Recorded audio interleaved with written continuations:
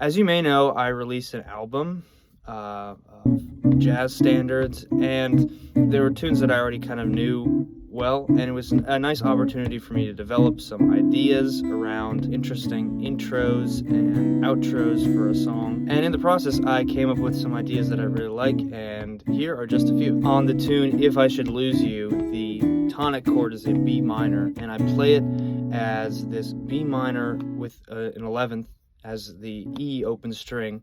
And basically what I did is I shifted that up. I planed that chord up, first up a step and then a minor third with that open string, which is something that guitarists do a lot now, is playing chords with kind of open strings that are ringing out, and that open string always is playing the same note, always the same note, and has different relationships lining up to that chord. So not only is it one kind of chromatic planing of chords, moving one shape or one like set of intervals up and down in different weird spots, but also open strings and kind of weird new harmonic relationships. So when I move all the way up to the D, move that shape up to the note D, it becomes like a D minor chord without a third, which is kind of a weird sound. As the interval moves from a unison, like two E's, down to an E flat and an E, you have C sharp minor with the ninth, and it's voiced right next to the minor third, so it has this super interesting kind of punch. Moving it down again,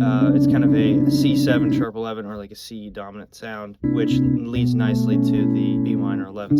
So that like chromatic voice leading that happens in jazz, and the planing, and also the open string stuff, it's all kind of like a mix of like new and old, and it kind of just flew out of my brain, and I really liked the way it sounded. And also that shift between B and D minor is so jarring, like the scales are so different, that it's just kind of a nice left turn from where the rest of the song is. So it's kind of a fitting other world for this intro and outro to live in. For the tune You Do Something to Me, I wanted to come up with kind of a short, punchy intro that was kind of like upbeat, playing these chords that they almost look like a staircase, but not like a staircase how like normal major chords look like on guitar. The staircase that's really stretched out, and you have to stretch your hand. And the reason why this like really tight voice leading works is because the chord progression underlying it is super solid. Tonic and then tonic diminished, which is a chord that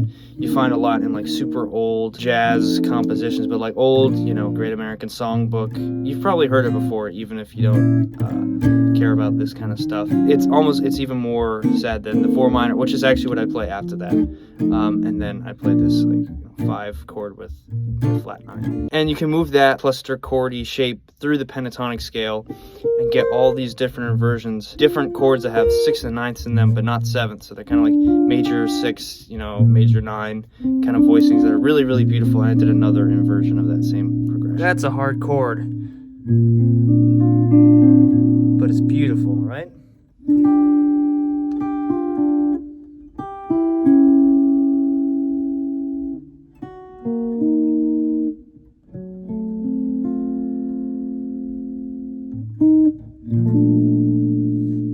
And the last idea is actually, I transcribed it or took it right out of this recording. This song is called Love Me or Leave Me, and Nina Simone did a version of it, and at the ending she plays this piano outro, which I guess I haven't heard it any other version. She made it up, and I just took it right off the record because it's great. It kind of does the same thing as before, where you one note and that's your guy, that's your ride or die.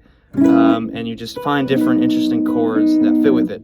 It's a less modern sounding, crazy jazz harmony sounding example, but still pretty neat.